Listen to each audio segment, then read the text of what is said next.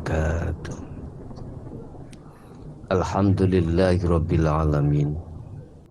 Wa bihi nasta'inu ala umuri dunya waddin. Asyhadu an la ilaha illallah wa asyhadu anna Muhammadan abduhu wa rasuluh. Allahumma shalli wa sallim wa barik alaihi wa ala alihi san yafqahu qawli sadaqallahul azim amma ba'du. Bapak Ibu hadirin, saudara-saudaraku dimanapun Anda berada. Alhamdulillah dalam kesempatan sore hari ini kita masih diperkenankan untuk berjumpa. Semoga apa yang nantinya kami bahas nilai tambah keimanan kita pada Allah Subhanahu wa Ta'ala, baik dari sisi ilmu maupun dari sisi laku atau amalun sholihun. Bapak Ibu, untuk sore hari ini kami akan membahas tentang kematian.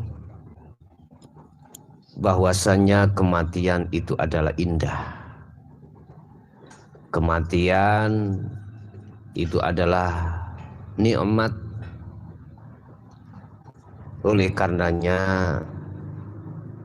tidak perlu ditakuti tentang masalah kematian itu. Satu pertanyaan, kematian yang bagaimana yang dikatakan indah, nikmat, sehingga tidak perlu ditakuti. Terus yang bagaimana orang yang menghadapi satu kematian itu tidak takut, bahkan itu indah dan nikmat. Bapak Ibu, telinga punya hak.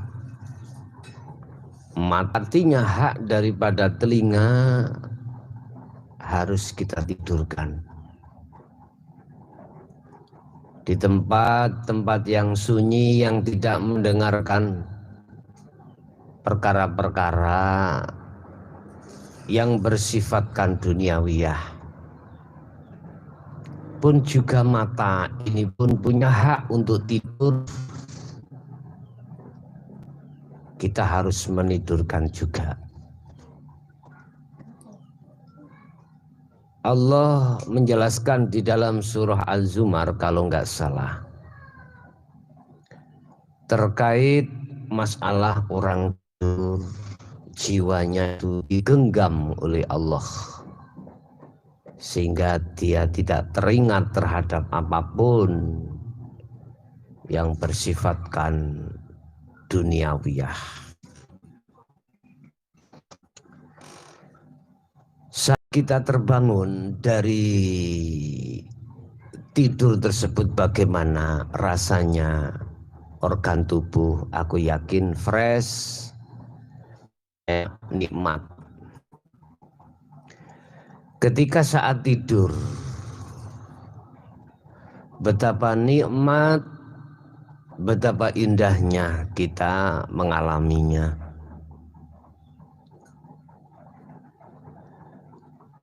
Mengapa Allah menggenggam satu jiwa manusia ketika saat tidur?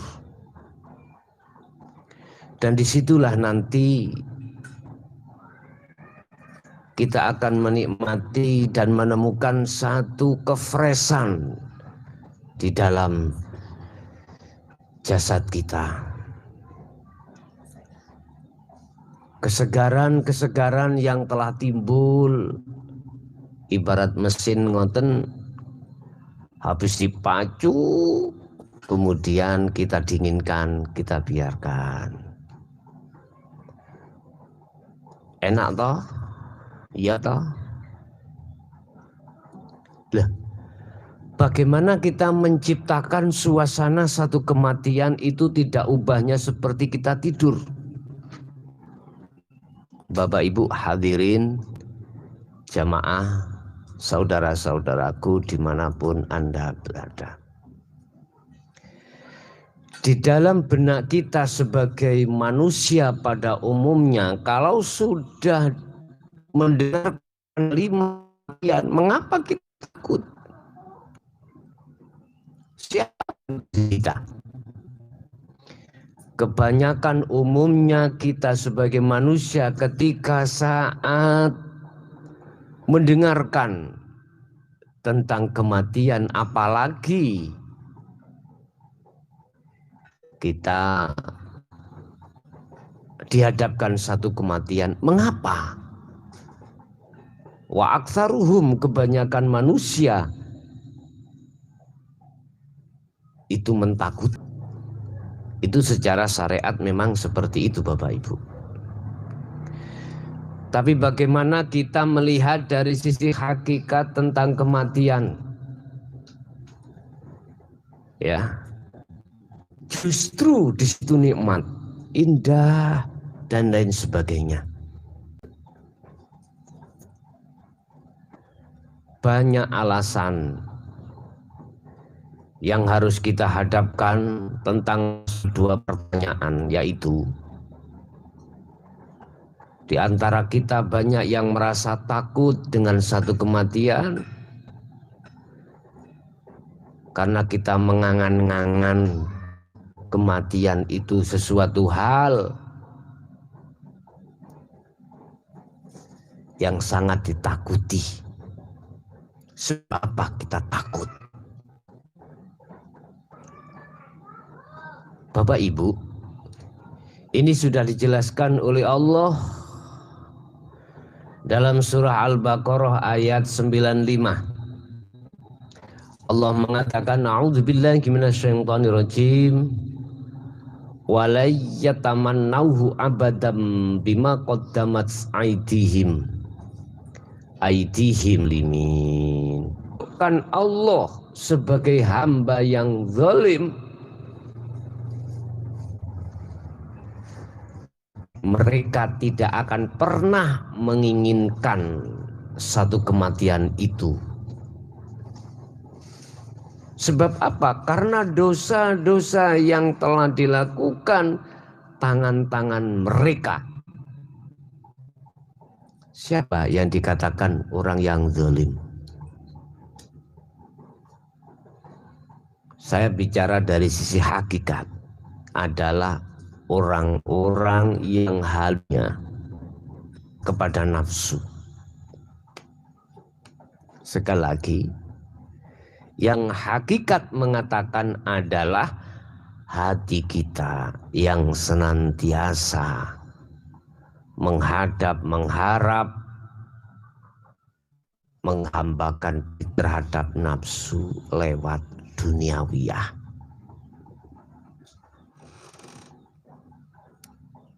Gitu, itu ada satu pertanyaan. Nah, wong kita di dunia pasti butuh dunia. Oke, itu benar, gak salah.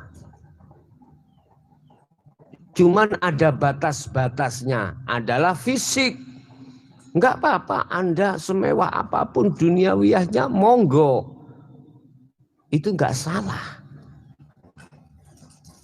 Duniawiyah di dalamnya, monggo. Anak, istri, harta benda, pangkat, jabatan, kedudukan, semua apapun silakan, tapi batasnya hatimu jangan berinteraksi dan disibukkan berbicara dengannya, tetapi harus berbicara dengan alladzi asra ba'di. Sebab disitulah Allah yang melimputi, yang menguasai, yang mengerajai. Inilah pemahaman wa yu'min billah, arahkan hatimu terhadap Allah. Ani'budullaha, inilah maksudnya di situ. Oleh karena banyak hati di antara manusia yang tidak tahu, maka baik secara jasad maupun hati itu menjadi budaknya hawa nafsu lewat duniawiyah. Segera ikut akan satu kematian, padahal kullu nafsin dha'iqatul maut. Setiap diri pasti alami satu kematian. Letak ketakutan kita itu adalah berpisah dengan selain Allah. Karena memang hati kita jadi budaknya hawa nafsu. Memang seperti itu Bapak Ibu. Siapapun kita.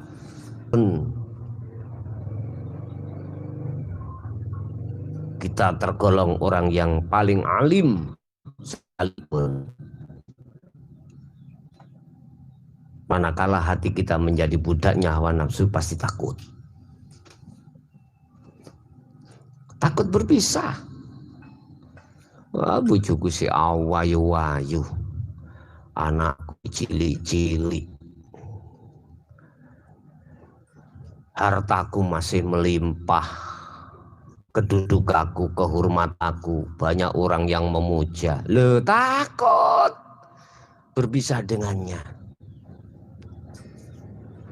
Ini karena persoalannya hati kita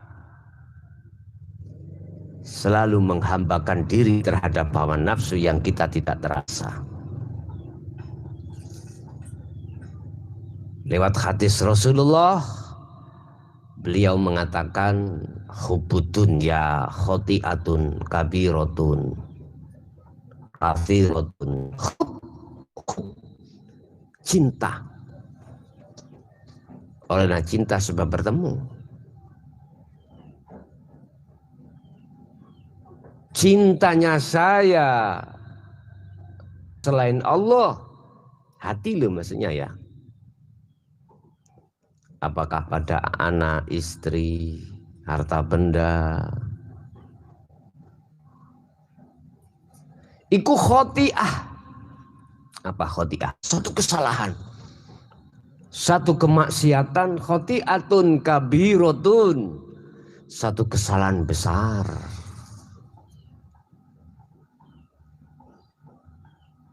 Bapak Ibu, karena kita tidak tahu caranya kita mencintai Allah, karena kita tidak tahu jalan menuju Allah, ini persoalannya.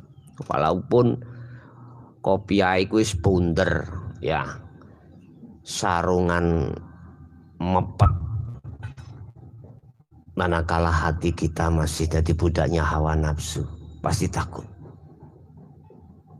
Takut. Padahal secara hakikat, kalau boleh saya katakan bahwasanya kematian itu adalah nikmat.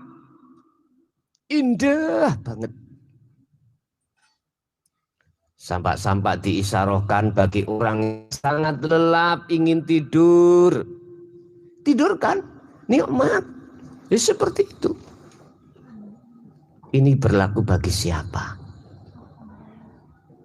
Kalau kematian itu enggak. Kalau kematian itu nikmat bagi siapa? Bagi hati yang bagaimana? Bapak Ibu hadirin rahimakumullah, kalem-kalem kita renungkan, kalem-kalem, pelan-pelan kita pahami ya tentang masalah kematian itu adalah sebuah nikmat.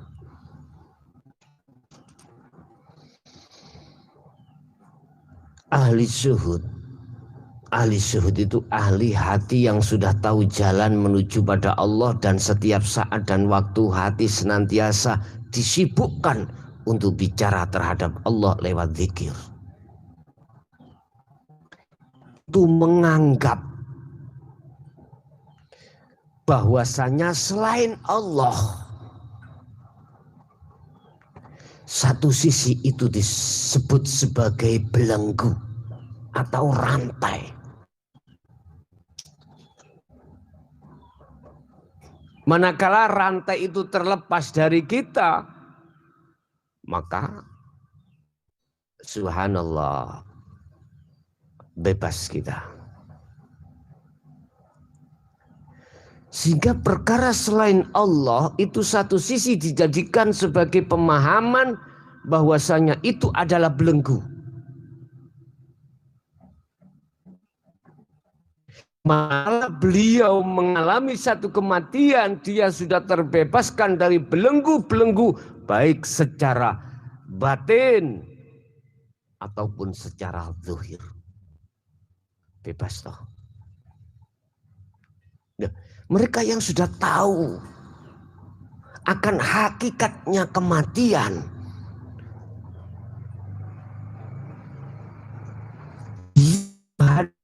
dengan nikmat lapang dada.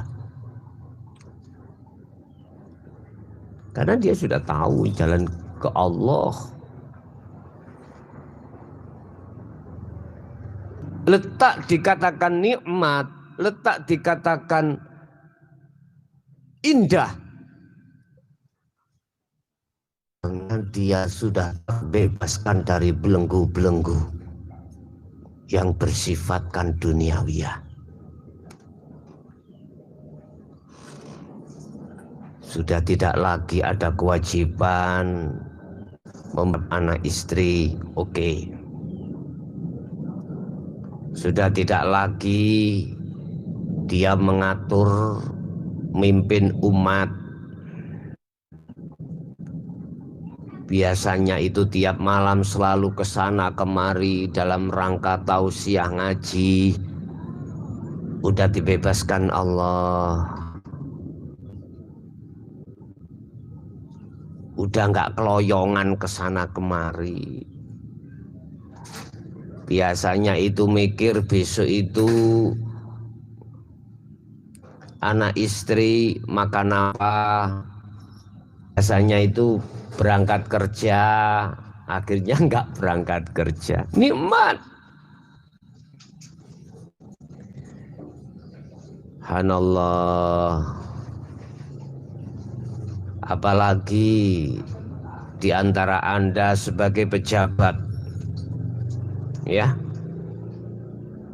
besok sudah tidak mikir yang namanya LPG, laporan pertanggungjawaban, sudah tidak. Loh, penak toh? Biasanya jadi begini, tiap pagi itu ke ladang, udah nggak berangkat ke ladang, anteng toh? Pikiran orang tahu bahwasanya adalah nikmat dan indah dan yang harus dirindukan pertemuan secara maksimal terhadap Allah, ahli zuhud, ya, secara otomatis dan tentunya dia sebelumnya sudah. Sehingga kita saat menjalankan wa inna ilaihi raji'un, sangkan paraning dumadi, gampang. Saya istilahkan mau berangkat menuju satu tujuan. Ke sana, baik jalannya aku ya paham, alamannya juga paham, yang saya tuju di sana juga tempatnya paham. Ketika berangkat, nggak ada masalah yang perlu saya khawatirkan, indah banget. Tapi bagaimana kita menuju satu tujuan, kita tidak tahu tempatnya, alamat tidak tahu, jalan pun juga tidak tahu karena kebutaan mata kita. Bagaimana? Sumpek bin susah. Subhanallah, ibaratnya seperti itu Bapak Ibu. Sehingga kematian itu tidak akan pernah dirindukan terhadap siapapun, tidak akan pernah kita anggap sebagai hal yang indah dan nikmat, manakala hati kita masih buta terhadap Allah. ruh ini. Subhanallah, yang setiap saat dan waktu selalu bertemu Allah. Ala inna awliya la khaufun alaihim walahum yahzanun. Kematian itu sangat indah. Kematian itu nikmat, sehingga beliau tidak ada rasa khawatir ataupun rasa yang perlu ditakuti. Tapi beliau bukannya kalau toh itu memang indah, kono sana berdiri di atas rel kereta api, bukan begitu. Beliau itu senantiasa mengikuti apa yang menjadi ketetapan Allah. Hadirin saudara-saudaraku dimanapun Anda berada. Yang pertama, kedua, mengapa kematian itu indah dari sisi hakikat? Karena beliau dalam dirinya selalu merindukan bertemu terhadap Allah secara totalitas. Jadi yang pertama tadi alasannya belenggu. Merasa duniawiyah itu adalah belenggu, sehingga ketika saat beliau itu dibebaskan dari belenggu itu, orang keluar penjara.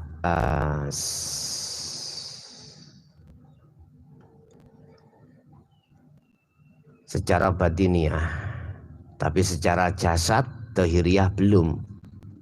Sehingga ketika dihadapkan totalitas baik batiniah maupun dohiriyah jasad, maka itulah kenikmatan yang luar biasa. Jare nikmate wong kumpul ambek bojo ngono kuwi. Yes, kalah nikmat lah. Kalah nikmat. Subhanallah, itu hanya perbandingan, nggak bisa dibandingkan. Kenikmatan yang tidak ada bandingannya hanya satu. Nikmatnya jiwa atau nikmatnya ruh, nikmatnya hati bertemu terhadap Allah Subhanahu wa ta'ala. Kalau tentang masalah bagaimana caranya ketemu sudah sering kami sampaikan di bab-bab yang lain. Yang jelas pada kesempatan sore hari ini saya membahas tentang kematian. Secara hakikat itu indah dan nikmat manakala dirimu itu sudah mengenal dan paham bertemu Allah. Sebab kalau sudah di situ, kau akan mengatakan bahwasanya selain Allah adalah hanya belenggu doang. Di dunia, ahli syuhud itu hanya satu yang tidak terbelenggu adalah hati. Jasad masih terbelenggu dengan duniawiyah. Apalagi yang diletakkan di khawasul khawas. Ono tanggung jawab binang istri, anak. Kita dituntut untuk bekerja sesuai dengan porsinya. Jasad ini masih belum bebas. Loh, ketika saat jasad ikut dibebaskan dengan bentuk satu kematian, idza ja'a ajaluhum, mereka tersenyum bahagia karena sudah bebas dari semua apa yang membelenggu jasadnya selama ini. Sehingga tidak heran kalau tentang kematian secara syariah itu dirindukan oleh beliau-beliau itu. Makanya kamu lihat orang yang meninggal dikubur itu sudah dikubur, mengapa enggak pulang? Karena enak. Mau balik, mau pulang lagi. Iki bahasa dagelan ya, bahasa guyon. Cuman bahasa aslinya gini, orang yang nikmat dalam kematian adalah orang yang hatinya sudah tidak buta terhadap Allah. Titik. Yang sudah ma'rifat terhadap Allah. Selain daripada itu, dia mengalami satu penyiksaan, dia mengalami satu azab dikarenakan kezaliman hatinya ketika saatnya. Di dunia ini pada dasarnya adalah sebagai lapangan ujian bagi kita, apakah hati ini menghadap terhadap Tuhan, menghadap pada Allah, ataukah sebaliknya. Apakah diri kita betul menjadi budaknya Allah atau menjadi budaknya hawa nafsu. Ya ayyuhalladzina amanu dzkulu fis-silmi kaffah. Disinilah Pak, kesempurnaan daripada keislaman diri kita masing-masing itu letaknya ada di Bapak Ibu hadirin, saudara-saudaraku, dimanapun Anda berada.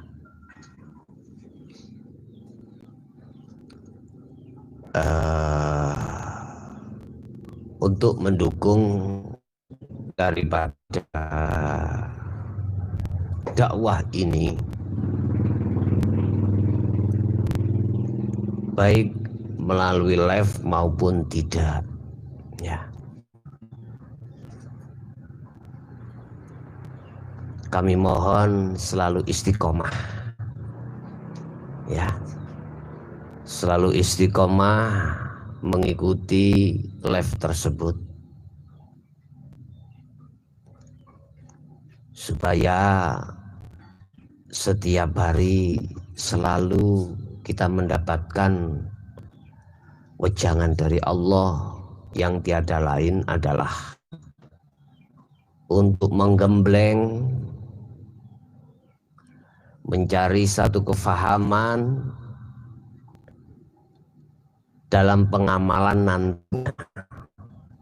Sebelum kita mengamalkan satu ilmu, kita harus memahami ilmu tersebut. Sehingga kami mohon terhadap saudara-saudara, manakala ditemukan satu ilmu yang kurang paham, bisa untuk menanyakan di nomor WA saya atau nomor telepon atau lewat messenger ataupun lewat SMS, monggo di 0856 3282 51. Jangan merasa takut untuk bertanya tatkala kita belum paham. Kami selalu mengopen bagi seluruh jamaah dimanapun Anda berada, semata-mata demi kefahaman satu ilmu itu, sehingga nanti ketika saat mengamalkan itu tidak salah. Pertanyaan dari netizen, pertama, apakah sah saya belajar ilmu ini lewat YouTube? Sebab ada yang mengatakan sama halnya kita belajar gurunya setan. Bapak Ibu, kami tegaskan, untuk menolak persepsi hal seperti itu, maka kami tayangkan media lewat nomor WA atau telepon, saya cantumkan supaya ada hasil sambung antara saya dengan jamaah, sehingga dengan begitu sah Walaupun Anda jauh mengikuti beat yang lewat YouTube atau rekaman, nggak apa-apa, dan itu sah. Karena apa? Ada rujukan. Membedakan kan tempat. Sama, menurut saya sama. Anda langsung di majelis taklim di pondok saya sama dengan Anda di luar. Karena itu tadi ada nomor yang harus bertanggung jawab manakala salah satu jamaah itu ada yang tidak paham ditanyakan. Kecuali dalam video itu tidak mencantumkan nomor yang bisa dihubungi. Kalau ini saya nggak bisa jawab. Itu Anda sendiri yang menjawab.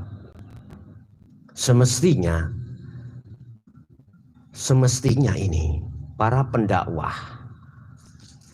yang sudah berani tampil di media, khususnya di YouTube atau gimana, harus mencantumkan nomor itu dibuat untuk muhadasah, untuk bahsul masail, sebab untuk tanya jawab, sebab tidak semuanya akan paham, sehingga jamaah atau umat ini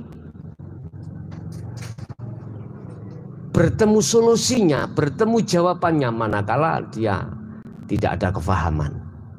Ini kalau seperti ini sama saja. Terus bedanya dengan zaman sekarang, corona, para anak sekolah itu daring ya, jadi lewat online. Di sana ada fasilitas untuk sekolah online. Sama saja sebetulnya itu. Yang membedakan kan tempat. Menurut hemat kami, nggak usah dipersoalkan. Yang jelas kami menjamin sah, karena ada mutasil lewat media yang bisa untuk disambungkan kembali. Oleh karenanya Anda jangan sungkan-sungkan, jangan malu-malu. Manakala ada yang kurang paham itu bisa ditanyakan. Oke, Bapak Ibu hadirin jamaah semuanya, sampaikan terkait masalah kematian dari sudut pandang hakikat. Bagi ahli syuhud itu tidak akan pernah takut, alias justru itu nikmat dan indah, sehingga beliau selalu tersenyum dan tersenyum.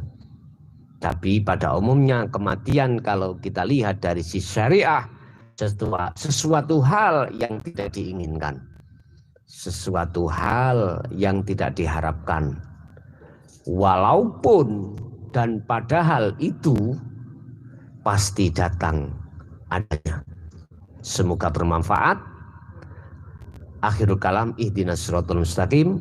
Assalamualaikum warahmatullahi wabarakatuh.